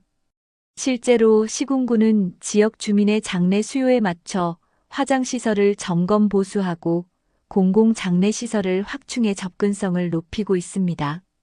이를 통해 비용이 적게 드는 공공장례 옵션을 선택할 수 있는 실질적 기반이 마련되어 있는 셈이죠. 또한 고인의 유산이 부족하거나 장례 비용을 마련하기 어려운 경우 지자체가 장례 비용 보조금을 지급할 수 있도록 규정되어 있어 비용 부담이 큰 가족에게 현실적 도움을 줄 수 있습니다. 예컨대 서울시 등 일부 광역자치단체는 복지 대상자 기준에 따라 장례비 일부를 보조하거나 유가족이 신청할 수 있는 긴급복지 지원 프로그램 등을 운영 중입니다.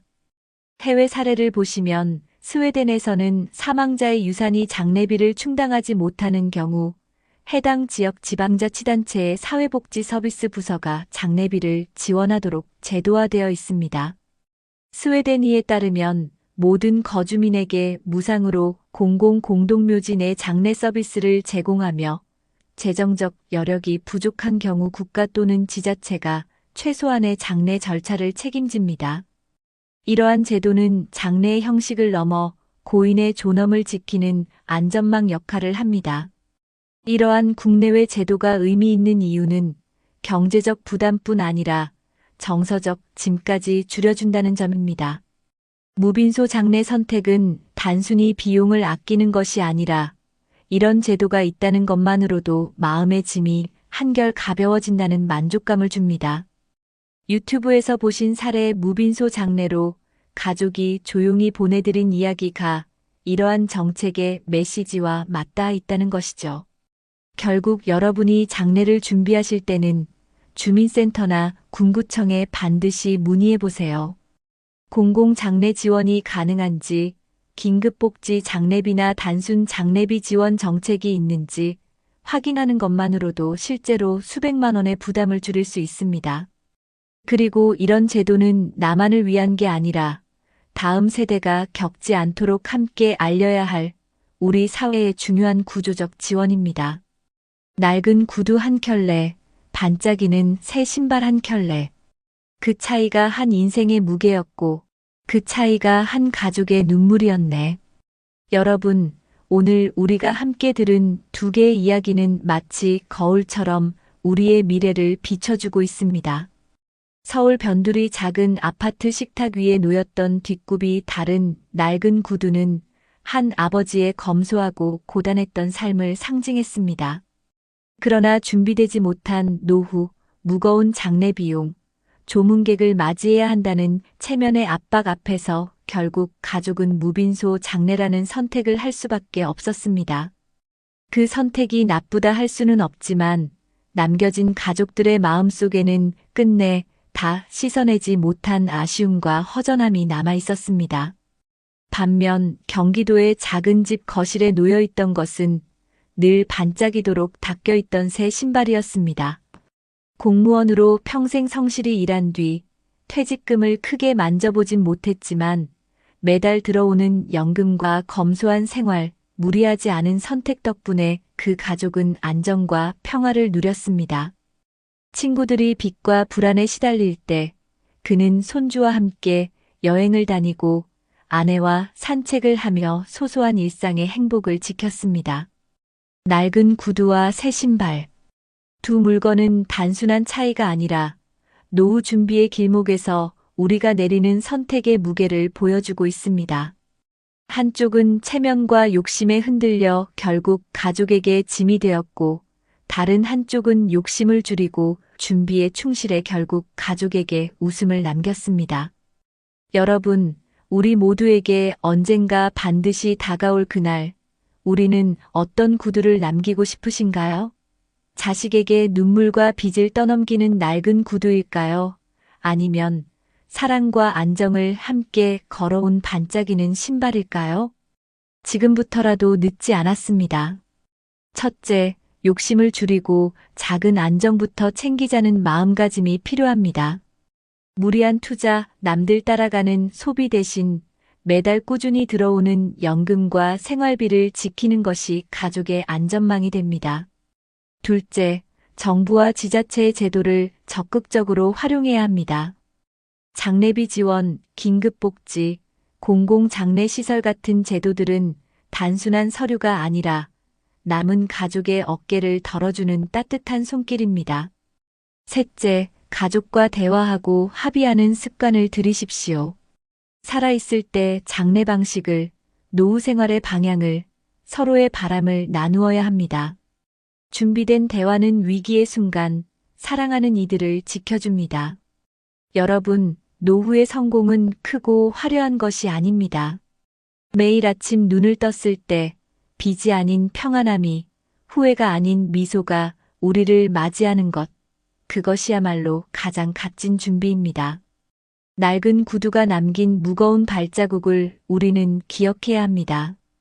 그러나 동시에 반짝이는 새 신발로 가족과 함께 웃으며 걷는 길을 우리도 만들 수 있습니다.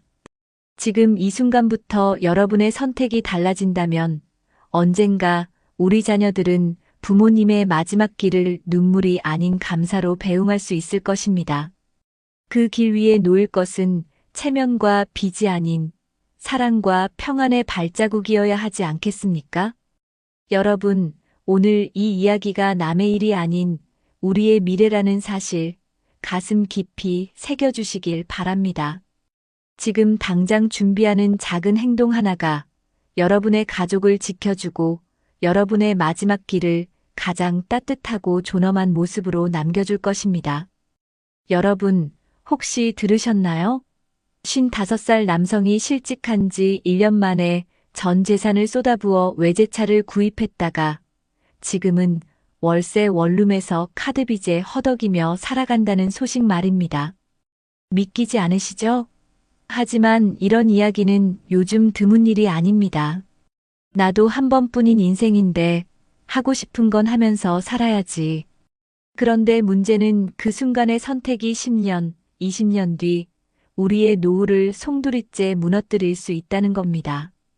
실제로 통계청 자료에 따르면 대한민국 50대 가구 절반 이상이 대출에 묶여 있고 60대 이상은 국민연금만으로 생활비의 절반도 채우지 못하고 있습니다.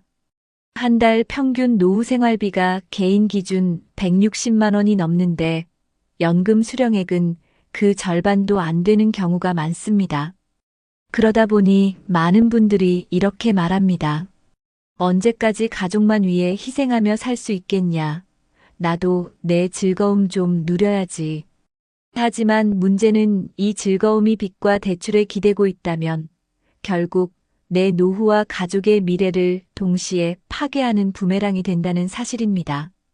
지금 이 순간에도 수많은 50대, 60대 가장들이 카푸어라는 이름으로 불리며 멋진 차를 타고 다니지만 속으로는 매달 할부금과 생활비 걱정에 시달리고 있습니다.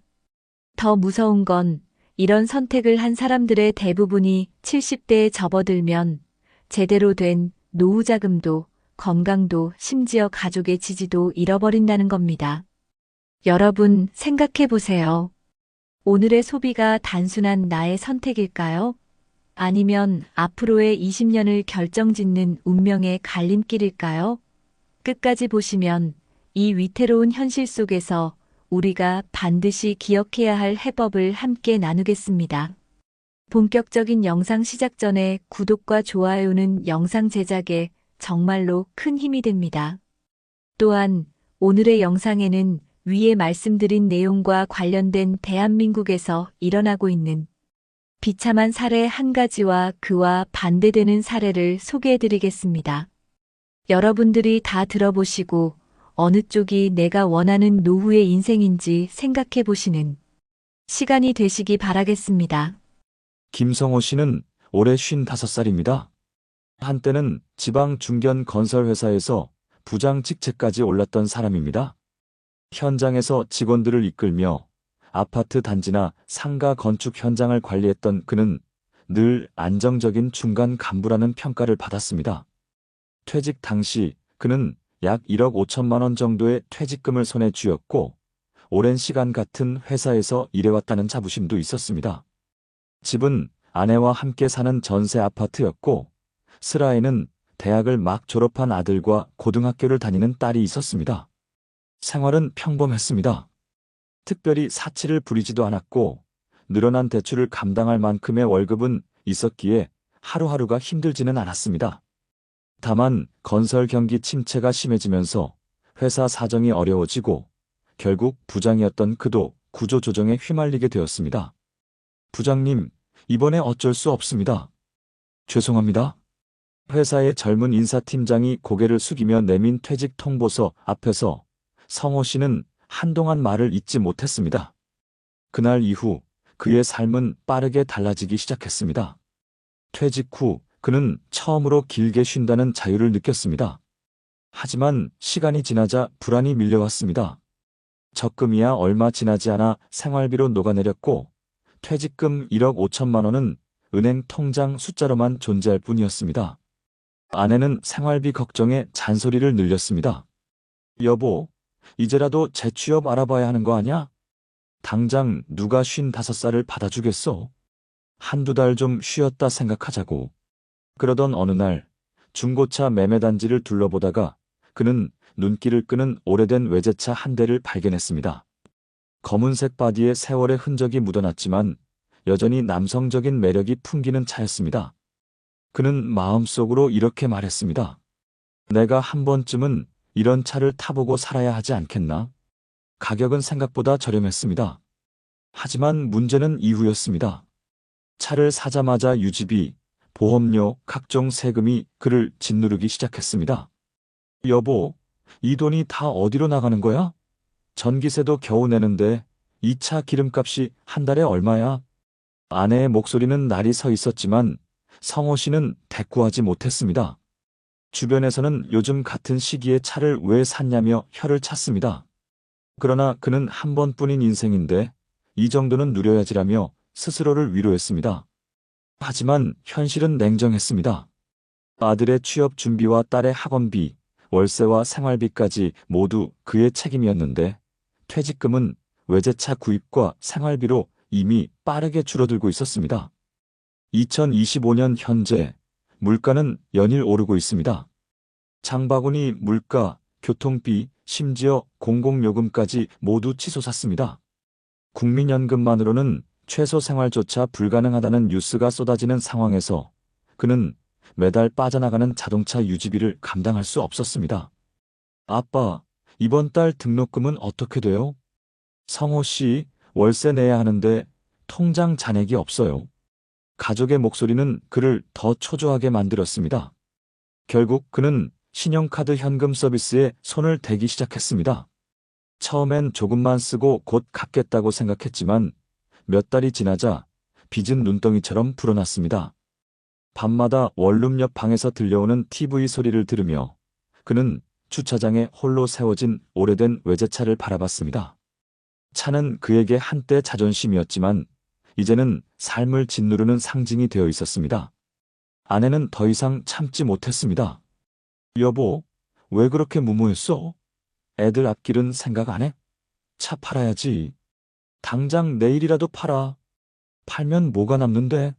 퇴직금 다 흩어지고 내 인생엔 뭐가 남아? 이 대화는 결국 큰 다툼으로 이어졌습니다. 아들은 그런 부모를 보며 취업 준비조차 집중할 수 없었고, 딸은 학원을 그만두겠다고 말했습니다. 가족의 균열이 현실로 다가오자 그는 처음으로 후회라는 단어를 떠올렸습니다. 하지만 이미 늦은 감이 있었습니다. 오래된 외제차는 매달 유지비만 갉아먹는 검은 구멍이 되었고, 그의 노후 준비는 이미 사라진 지 오래였습니다. 밤이 깊어질수록 그의 눈에는 피곤과 불안이 가득했습니다. 그리고 그 옆 주차장에 세워진 차는 어둠 속에서도 무겁게 빛을 반사하며 마치 그의 선택을 비웃는 듯 서 있었습니다. 2025년 초겨울, 기온이 영하로 떨어지던 어느 날이었습니다. 성호 씨는 주차장에 세워둔 차를 바라보다가 한참 동안 발걸음을 떼지 못했습니다. 시동을 걸어야 했지만 이미 몇 달째 보험료를 제때 내지 못해 갱신이 밀려 있었습니다. 주유할 돈도 없었습니다. 그의 통장 잔고는 마이너스 상태였고, 카드사는 연체 안내 문자를 하루에도 몇 번씩 보냈습니다. 전화벨이 울릴 때마다 심장이 내려앉았고, 아내와 아이들 앞에서는 그 소리를 들키지 않으려 일부러 휴대폰을 꺼두곤 했습니다. 아내는 결국 아이들과 함께 친정으로 거처를 옮겼습니다. 여보, 이렇게는 못 살겠어. 우리 애들은 미래가 있는데 나 더는 못 버티겠어. 성호 씨는 홀로 남겨졌습니다. 좁은 원룸에 혼자 앉아 차키를 손에 쥔 채 텅 빈 주차장을 내려다보는 것이 그의 일상이 되었습니다. 아이들 웃음소리도 아내의 잔소리도 그에게는 이제 사라진 풍경이었습니다. 이웃 원룸 복도에서는 늘 다른 중년 남성들의 한숨 섞인 대화가 들려왔습니다. 나도 퇴직금 날렸어. 이제 편의점 야간 아르바이트라도 해야 해.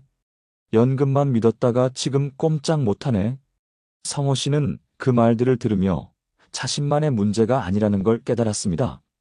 하지만 그 깨달음은 그를 위로하기보다 더 깊은 절망으로 밀어넣었습니다.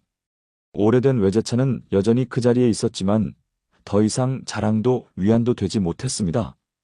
빚을 불러온 상징, 그리고 가족을 떠나게 만든 원인이었으니까요. 어느 날 저녁, 그는 우연히 오래된 사진 한 장을 꺼내보게 되었습니다. 건설회사에 다니던 시절, 공사 현장에서 함께 찍은 직원들과의 사진이었습니다. 그때의 그는 웃고 있었고, 안전모를 쓴 채 어깨를 펴고 있었습니다. 그땐 참 당당했는데, 그는 중얼거렸습니다. 그날 밤, 그는 오랜만에 아내에게 전화를 걸었습니다. 여보, 미안해. 내가 너무 큰 실수를 했어. 아이들 앞에서 창피한 아버지가 됐네. 전화기 너머로 긴 정적이 흘렀습니다. 한참 만에 아내는 짧게 말했습니다. 이제라도 제발 현실을 보자. 차부터 정리해. 그리고 생활부터 다시 세워야 해. 그 말은 차갑게 들렸지만 동시에 그에게는 마지막 남은 끈처럼 느껴졌습니다. 며칠 뒤 성호 씨는 결국 차를 매물로 내놓았습니다. 생각보다 헐값이었고 손에 쥔 돈은 얼마 되지 않았습니다. 그러나 차를 넘기고 돌아오는 길, 그는 묘한 가벼움을 느꼈습니다. 주차장 한켠에 덩그러니 서 있던 무거운 그림자가 사라진 듯 했습니다. 김성호 씨의 이야기는 결코 특별한 사례가 아닙니다. 지금 대한민국 곳곳에서 비슷한 일이 벌어지고 있습니다. 50대와 60대 가장들이 퇴직 후 무분별한 소비로 인해 빚을 떠안고 가족과 갈등을 겪으며 결국 노후 준비마저 놓쳐버리는 현실. 2025년 현재 통계청은 발표했습니다. 우리나라 50대 가구 절반 이상이 여전히 대출을 지고 있고 국민연금만으로는 월 생활비의 절반도 충당하기 어렵다. 실제 노후 생활에 필요한 비용은 부부 기준 월 270만 원에 달하지만 현실은 그보다 훨씬 부족합니다. 그러니 성호 씨의 이야기는 누군가의 비극적 드라마가 아닙니다. 지금 이 순간에도 우리 주변에서 혹은 우리의 삶 속에서 일어나고 있는 현실입니다. 여러분, 한 번뿐인 인생이라는 말에 흔들릴 때가 있죠. 하지만 순간의 즐거움이 평생을 짓누르는 짐이 될 수도 있습니다. 김성호 씨가 남긴 교훈은 단순합니다. 내가 하고 싶은 것보다 가족과 나의 노후가 먼저다. 우리 모두가 이 사실을 늦기 전에 깨닫는다면 더는 그의 선택처럼 후회와 눈물이 뒤따르지 않을 것입니다. 여러분 어떠시나요? 위의 사례는 정말 비참하고 서글픈 인생 아닌가요? 하지만 지금부터 소개해드리는 사례는 정반대의 선택으로 행복한 노후를 보내고 있는 분을 소개해드리겠습니다. 이종길 씨는 올해 63살입니다. 서울이 아닌 충청도의 한 소도시에서 오랜 기간 공무원으로 일하다가 정년을 맞이했습니다. 젊을 때부터 화려하지는 않았지만 안정된 직장을 기반으로 꾸준히 살아온 전형적인 평범한 아버지였습니다. 그의 집은 오래된 아파트였습니다. 남들이 보기에는 특별할 것 없는 삶이었지만 그는 늘 가계부를 쓰며 생활을 계획적으로 관리했습니다. 매달 월급의 일정 부분을 연금 저축에 넣었고 지출은 가족 중심으로만 했습니다. 아내 김영숙 씨는 가끔 이런 말을 하곤 했습니다. 여보, 우리도 남들처럼 외제차 한 대 몰아보면 안 될까? 그거 잠깐 반짝하는 거야. 난 우리 노후가 더 중요하다고 생각해. 그때는 다소 답답하게 들리던 말이었지만 세월이 지나자 아내도 그의 철저한 계획에 안도감을 느끼게 되었습니다. 사람 사는 길이 늘 평탄할 수는 없었습니다. 그의 집에도 위기는 찾아왔습니다. 큰아들이 대학을 졸업하던 해 취업난으로 번번이 면접에서 탈락했습니다. 등록금 대출을 갚기도 벅찬 상황에서 아들이 몇 달 동안 백수로 지내게 되자 가족의 생활비 부담이 늘어났습니다. 아버지, 미안해요. 나 때문에 생활 더 힘들어지시죠? 아니야, 누구나 힘든 시기가 있는 거야. 대신 이럴 때 더 차근차근 준비해야 한다. 또한 아내가 갑작스럽게 병원에 입원한 적도 있었습니다. 건강검진에서 심장 관련 질환이 발견되어 큰 수술을 받게 된 것입니다. 많은 이들이 이런 상황에서 가정 경제가 무너지곤 합니다. 하지만 종길 씨는 이미 실손보험과 건강보험을 착실히 들어두었기에 치료비의 대부분을 충당할 수 있었습니다. 여보, 당신이 예전부터 보험을 챙기자고 해서 귀찮아도 따라줬는데 결국 이렇게 도움이 되네. 그러니까 내가 늘 말했잖아. 미래는 누구도 장담 못하니까 준비해야 한다고. 그는 위기 속에서도 크게 흔들리지 않았습니다. 이유는 단순했습니다. 이미 수십 년간 그는 생활비와 저축, 보험, 연금까지 균형 있게 설계해왔기 때문입니다. 2025년 현재 물가가 오르고 전기가스 요금이 부담되는 상황에서도 그는 매달 나오는 공무원 연금 약 190만 원으로 기본적인 생활을 유지하고 있습니다.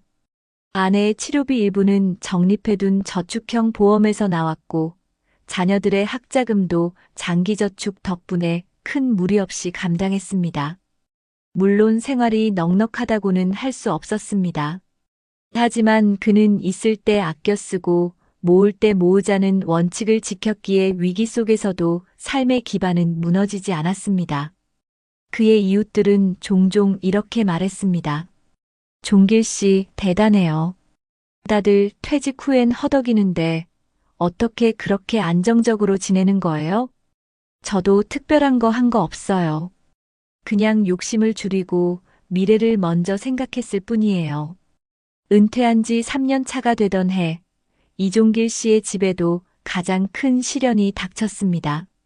둘째 딸이 결혼을 앞두고 있었는데 예식 비용과 전세 보증금 지원을 요청해 온 것입니다. 아버지, 저 혼자 힘으로는 전세 자금을 감당하기 어려워요. 요즘 집값이 너무 올라서. 딸의 목소리는 미안함으로 가득했습니다. 2025년 현재 전세 시장은 여전히 불안정했고 서울은 물론 지방 중소도시까지도 보증금이 예전보다 훨씬 높아졌습니다. 하지만 종길 씨는 오랫동안 노후 대비 저축을 해왔고 특히 결혼 자금용으로 따로 마련해 둔 적금이 있었습니다. 걱정하지 마라. 아버지가 준비해뒀다. 그의 대답에 따른 눈물을 보였습니다. 많은 가정이 이 시점에서 무너집니다. 부모가 빚을 내서 자녀 결혼을 도와주고 그 빚 때문에 노후가 휘청이는 경우가 흔합니다. 하지만 종길 씨는 오히려 차분했습니다. 은퇴 전부터 매달 조금씩 따로 모아둔 돈이 있었고 필요할 때 쓸 수 있도록 안전하게 관리해왔기 때문이었습니다. 딸의 결혼식이 끝난 후 가족이 모두 모였습니다. 손주가 태어나고 온 가족이 함께 저녁 식탁에 둘러앉았습니다. 아들이 말했습니다. 아버지, 솔직히 예전엔 왜 그렇게 아껴 쓰냐고 답답했는데 지금 보니 아버지가 얼마나 멀리 보고 계셨는지 알 것 같아요. 아내도 고개를 끄덕였습니다. 당신 덕분에 아이들 결혼도 잘 치르고 우리 노후도 큰 걱정이 없네. 만약 그때 외제차나 불필요한 사치를 했더라면 지금 우리 모습은 달랐을 거야. 식탁 위에는 소박한 반찬이 놓여 있었지만 그 자리는 그 어떤 호화로운 만찬보다 따뜻했습니다. 준비와 절제가 결국 가족의 행복으로 이어졌음을 모두가 느끼고 있었기 때문입니다. 이종길 씨의 이야기는 단순히 한 사람의 성공담이 아닙니다. 지금 대한민국에서 50대, 60대가 어떤 선택을 하느냐에 따라 70대와 80대의 삶이 완전히 달라질 수 있다는 사실을 보여주는 사례입니다. 퇴직 후 외제차를 사서 후회에 빠진 사람이 있는가 하면 이종길 씨처럼 노후를 준비하며 소박하지만 안정된 삶을 이어가는 사람도 있습니다. 차이는 단순합니다. 현재의 욕망을 따라가느냐, 미래를 준비하느냐. 2025년의 현실은 냉혹합니다. 국민연금만으로는 부부 기준 월 생활비에 한참 못 미치고 물가는 해마다 오르고 있습니다. 그러나 조금만 일찍 준비한다면, 그리고 욕심을 줄이고 가족과 미래를 우선한다면 누구나 이종길 씨처럼 후회 없는 노후를 맞이할 수 있습니다. 여러분, 오늘의 선택이 내일의 삶을 바꿉니다. 이종길 씨가 걸어온 길은 우리 모두가 걸을 수 있는 길입니다. 남의 이야기가 아니라 바로 우리 자신의 내일일 수 있습니다. 여러분, 지금 제가 말씀드리는 이 통계들은 단순한 숫자가 아닌 우리의 노후를 좌우할 현실입니다. 우선 우리나라 통계청의 2024년 가계금융복지조사에 따르면 부부 기준 적정 노후 생활비가 한 달에 약 336만 원, 최소 생활비는 240만 원 수준이라고 합니다. 그런데 현실은 이 수치를 충족하기 어렵습니다. 실제로 국민연금만으로는 이 정도 수준의 생활조차 부담스러운 경우가 많고 특히 식비, 주거비, 의료비 순으로 소비 부담이 크다는 조사 결과도 있었죠. 게다가 통계청 금융감독원에 따르면 2024년 기준 60세 이상 고령층의 총 순자산이 무려 4,300조 원을 넘었는데 이 가운데 상당수는 부동산 중심 자산이고 실제 생활비로 쓰기 쉬운 유동 금융 자산은 매우 적은 편입니다. 즉, 자산은 많아 보이지만 현금 흐름은 부족하다는 구조적 문제가 있는 것으로 나타났습니다. 이러한 현실 속에서 우리만 잘 준비하면 다른 기회를 잡을 수 있다는 희망도 있습니다.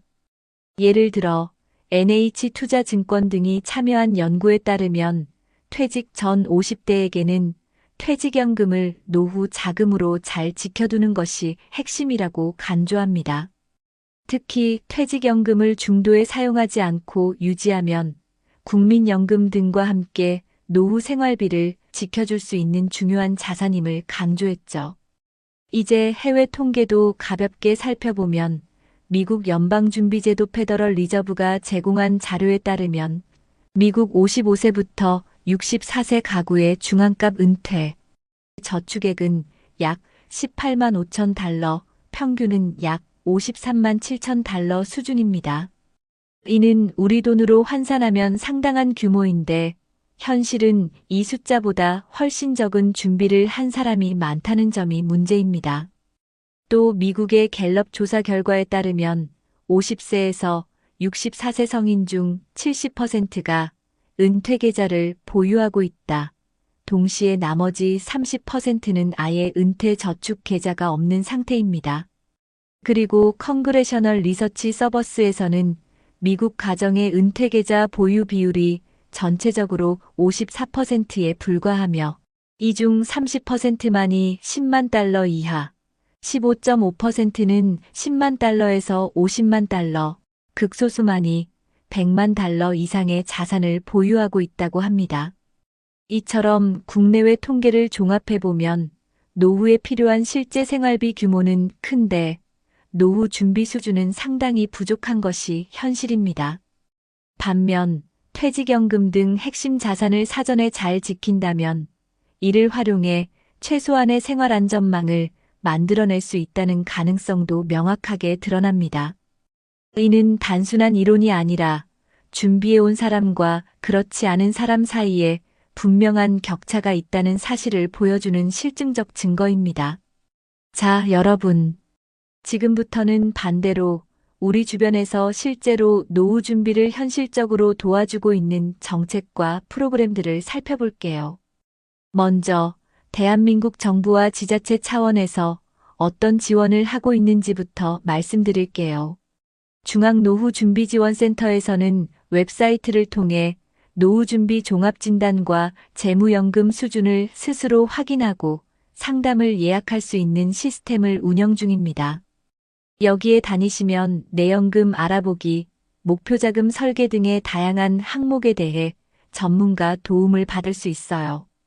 그리고 지자체에서 정말 실질적인 울타리가 되어주는 프로그램들이 있습니다.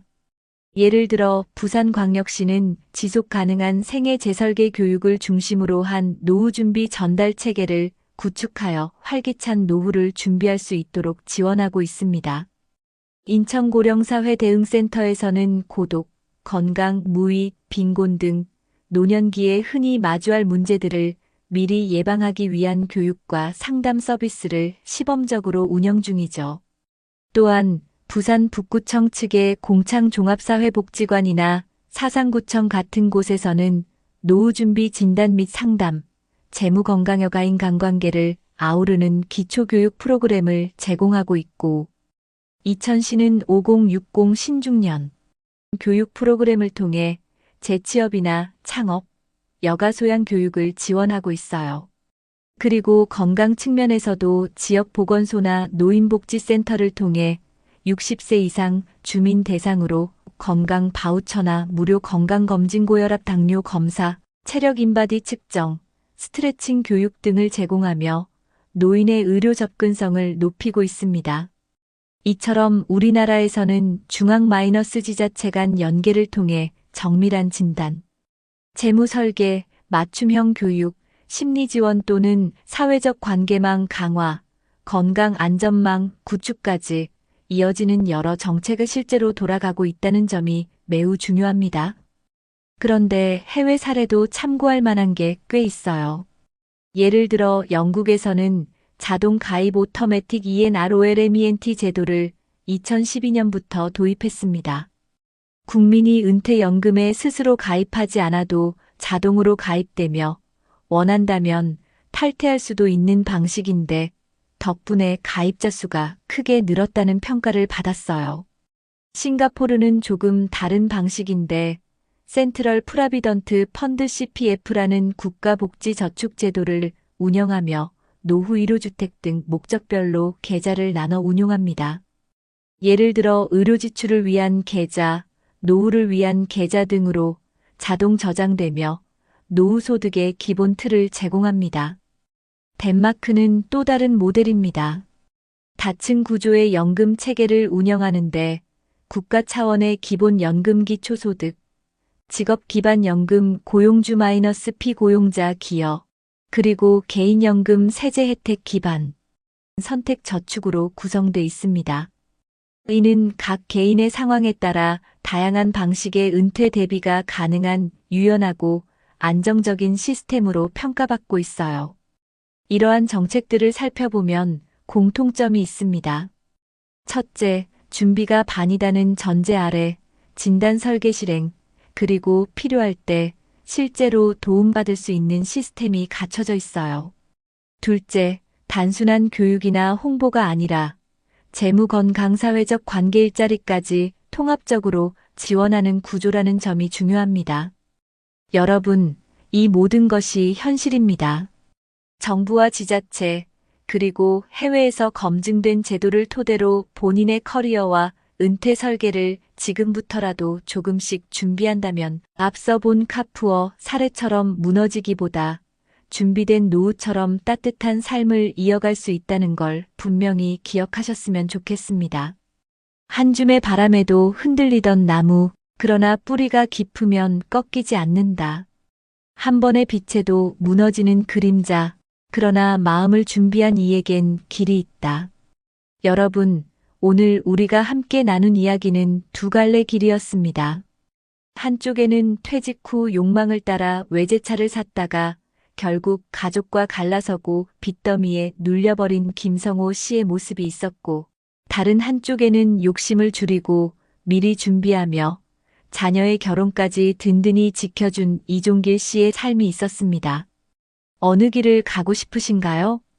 겉으로는 비슷해 보였던 두 사람의 인생이지만 결국 오늘의 선택이 내일을 가르고 그 차이가 남은 인생 전체를 뒤흔들었습니다. 성호 씨의 오래된 외제차는 자존심처럼 보였지만 결국은 무너진 노후의 상징이 되었고, 반대로 종길 씨의 낡은 가계부는 가족의 웃음을 지켜낸 보물이 되었습니다. 한 사람은 욕망을 좇다 외로움 속에 눈물을 삼켰고, 다른 한 사람은 절제 속에서 더 큰 행복을 얻었습니다. 여러분, 우리는 모두 알잖아요. 인생은 단 한 번뿐이고 세월은 거스를 수 없다는 것을요. 그러나 그 단 한 번뿐인 인생을 어떻게 준비하고 살아가느냐에 따라 남은 날들이 지옥이 될 수도 있고 천국이 될 수도 있다는 사실을요. 50대, 60대, 70대 여러분. 이제 우리에게 필요한 건 후회가 아니라 준비입니다. 순간의 화려함에 흔들리는 것이 아니라 사랑하는 가족의 웃음을 끝까지 지켜낼 수 있는 선택입니다. 생각해 보세요. 언젠가 손주가 할아버지, 할머니는 어떻게 이렇게 행복하게 살아요?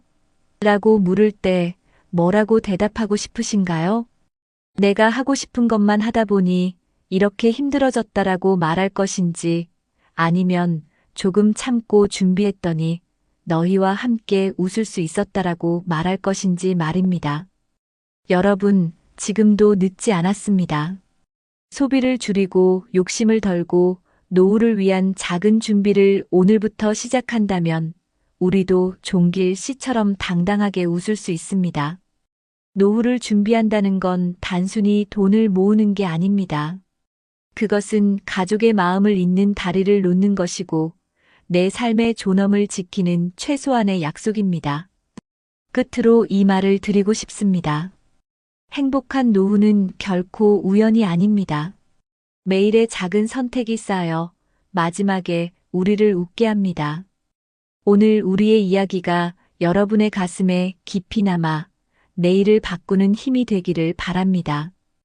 여러분의 노후가 눈물이 아닌 미소로 채워지기를 진심으로 기원합니다.